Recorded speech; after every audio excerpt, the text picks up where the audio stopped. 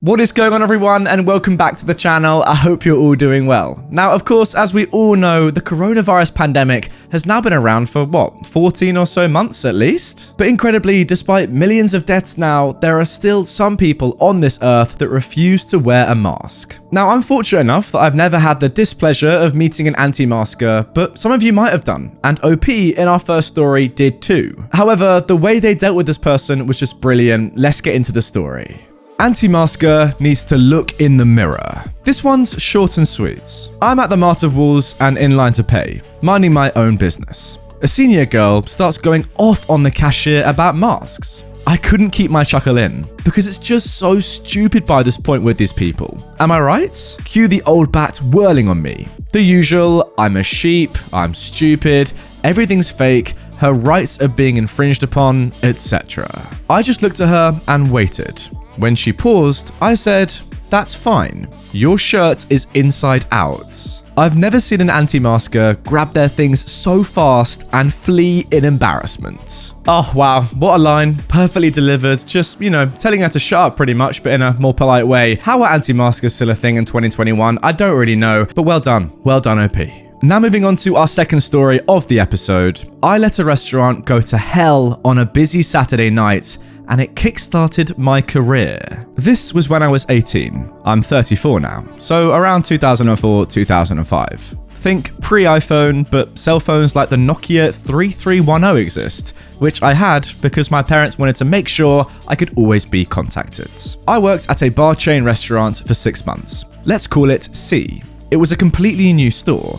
When we opened, we were the only building for 8 blocks, except for the sister restaurant next door that was part of the same investment group as C. It was a decent, upper middle class, white neighborhood, so we get lots of people in the door. I was originally hired as to-go, but I was trained up in almost everything in the restaurant, and I frequently filled in shifts, and I got the most hours for it. It was the worst job I ever had, and it still is. After getting shifted around to different homes, to go, QA, host, sometimes server, I eventually ended up in bus, which is cleaning tables. They promised they would move me off of bus once we had buses, but as we'll find out later, that day never came. The main reason this happened is that we ran out of buses. They tried hiring buses at a rapid rate, but it didn't work. The average survival rate for a busser was 2 weeks, including training time. Eventually, our reputation of chewing out bussers made its rounds. No one would even show up for interviews for the job. At C, a pecking order had been established. At the top, you had the managers. Then it was the servers. Then it was the bar servers, restaurant servers, etc. Guess what was at the bottom? That's right, bussers. Anytime I spoke up about how people need to pre-bus their tables, people scoffed and said I should just do my job. I explained how I could clear an entire restaurant by myself if everyone pre-bussed their tables. 30 seconds per table if they did, versus 8 minutes per table if they didn't. Deaf ears. Guys, if it wasn't already obvious, just quickly, a busser is pretty much someone at a restaurant who, cleans the tables, gets them ready, gets all the cutlery out, that sort of stuff, making sure that it all looks nice and is sanitary and ready for new guests to come in and eat. So, I've got to explain about why there's a huge time differential between a pre-bus table and a total bus table. If the servers took every plate off the table, even if the table was groggy, I could wipe it into my buckets, clean up a few things, wipe down the seats, reset the center of the table, and move on to the next one. I'd be in and out in 30 seconds and on to the next table. However, if I had to totally bus a table, I'd have to take all of the plates and organize everything on the tab. Now this is time varied depending on the number of people at the table. 2 minutes for a 2-top, 4 to 5 minutes for a 4-person table, etc. If a table had ordered a lot of drinks, multiple fajitas, each fajita meal contained no less than 6 dishes, and or had been particularly unsanitary about their eating practices, unruly kids usually, you could add up to 3 minutes per table. This also compounds that I had to go back to the kitchen and sort through all of the plates, cups, etc. Okay, it's all becoming a little bit clear now why this might just be the worst job imaginable. Well, 2 months into my "we're going to move you off of busing once we find buses," it's a busy Saturday night. I'm talking 1 hour wait at 6:30 p.m. Half the tables are currently dirty, and I'm working my butt off, but each table takes about 5 minutes because nobody is pre-bussing tables. I'm told the priority is the restaurants, so I had to tell the bar waiters that they probably wouldn't be bussed at all because it would be so busy. They were not having that, and the on-shift assistant manager told me I should do my job, but I should still prioritize the restaurants, not the bar. Whatever, I'm constantly telling servers to pre-bus their tables, only to be ignored. It was a particularly bad night, so I asked if the dishwashers could help me out when I brought back my tabs instead of organizing everything myself. They were nice, so they agreed, and it was a decent system. It roughly cut out 2 to 3 minutes per table. Look, it was still pretty horrible with lots of people wanting food, and it still didn't help that I had to go back to the kitchen every time there was a full bus table. Enter Karen, queen of the bar server female dogs. Remember that pecking order I mentioned? Yeah, she was the queen of the server order. She was one of the ones that constantly berated me for my job performance, despite the fact that I did more than almost anyone else in the restaurant. She made my last 2 months a living hell, constantly telling me I didn't do a good job, that she had to wait for me for too long, etc. I constantly told the assistant managers and manager about the disrespect I received, and they said I should just man up. She never got a single write-up. One particularly busy Saturday night, Karen was a server in the bar side, which meant she wasn't in the priority.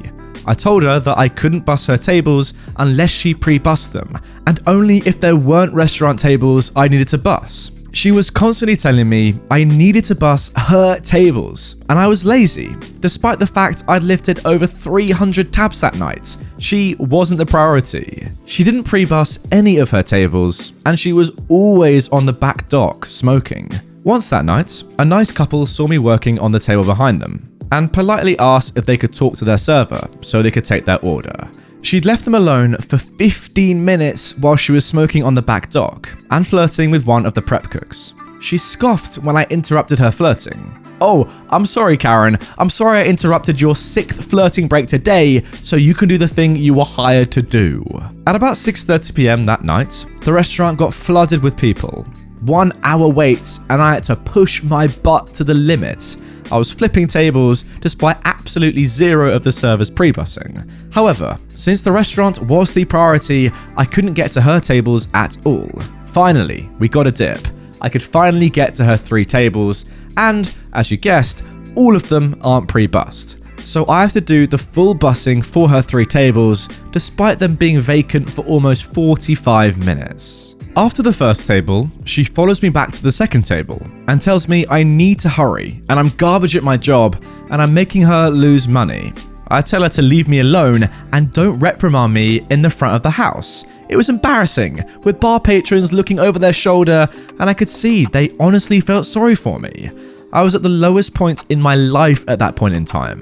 I honestly felt like I was the worst human being in the world. Once she left, I stopped bussing and sat down at the table for a second. I looked at the dirty, half-full tab, and I got up. The table wasn't finished, and I left my dirty tab on the seat. I went to the back in To Go. It wasn't active, and this was before widespread internet. We got maybe 15 orders per night, so the managers had relegated To Go duties to the QA that serviced the rest of the restaurants. It was easily accessible for them, but it was also vacant at that point in time. Call in To Go was a relatively new and novel concept. I put down my headset, turned it off, pulled out a To Go pad, and wrote a full note, noting how this restaurant is going to go down the toilet unless the managers get balls and reprimand the staff for treating bussers like rubbish. I then left without telling anyone. I was called on my cell phone about 5 minutes into my drive home, and the assistant manager told me, "OP, you still have a shift?" My response was, "No, I don't. I quit." Their response, "OP, you still have a shift." Again, my response, "No, I freaking don't need to be disrespected like I have. I quit." She had the gall to repeat herself, "OP, you still have a shift." I hung up and turned off my phone. It turned out that I left just in time for the dinner rush. Saturdays, we closed at midnight. So for those last 4 hours, it was hell in a handbasket. I was told that the assistant manager prevented any of the staff from going home until 2 a.m. because the restaurant was basically a trash basket by the end. Wait times at 10 p.m. were capped because they were well over 2 hours. The host told me later on that she had to turn away 40 families that night because everything went to hell. Some people just left while waiting for a table, orders were getting misplaced, and more. This information made it up to corporate, and they had to call in a fixer team to figure out what happened. They wanted to call me, but I wasn't going to talk to them. As a result of this night, there was some restructuring in the business. The manager got shifted to another position in the company. The assistant manager that called on staff was let go. Karen was wrote up and relegated to the terrible shifts and eventually left. I didn't return for 2 months, but not as an employee, but a customer. See, I was told all of this by one of the remaining assistant managers, the one that actually treated me like a human being, and he gave me all of my tip shares, which was nice. The next best part about this, the day after I left C, my best friend found an ad that a huge game maker was looking for QAs. We applied that day, and the following week, I got interviewed and hired on the spot. My friend unfortunately didn't make it. It was the beginning of my programming career. I advanced through that job, got over to automation programming, then got hired at other companies. Now, I'm a senior programmer for a sheriff's office with 14 years of programming experience. That is amazing. I'm sorry, but that is actually amazing from OP. I genuinely want to give you a round of applause. You know and you knew how important you were to the running of that restaurant, especially on a crazy busy Saturday night. It genuinely seemed to me as if you were doing the work of not one employee, but 3, 4, even 5. I mean, everyone else seemed to be on a break, smoking, flirting, whatever, and you were having to fill in, do the job of 3 people and just, going mental. The balls that you must have, by the way, to say, you know what? I know how much I'm worth it. I know how integral I am to the future of this business just in this one evening and in future. If I quit now, the whole thing is going to hell. You did it and it did amazing. You know, someone with less bravery, less courage would probably say, I really want to quit. I'm clearly undervalued here, but it's all going to go to rubbish. It's all going to go terribly if I do. But you knew it would, and that's why you quit. Brilliant scenes. Like, honestly, if people aren't, valuing you as an employee and they're making you do too much work, what a way to go out. Just show them. By not going to work, this is how much you need me, and this is how lost you are without me.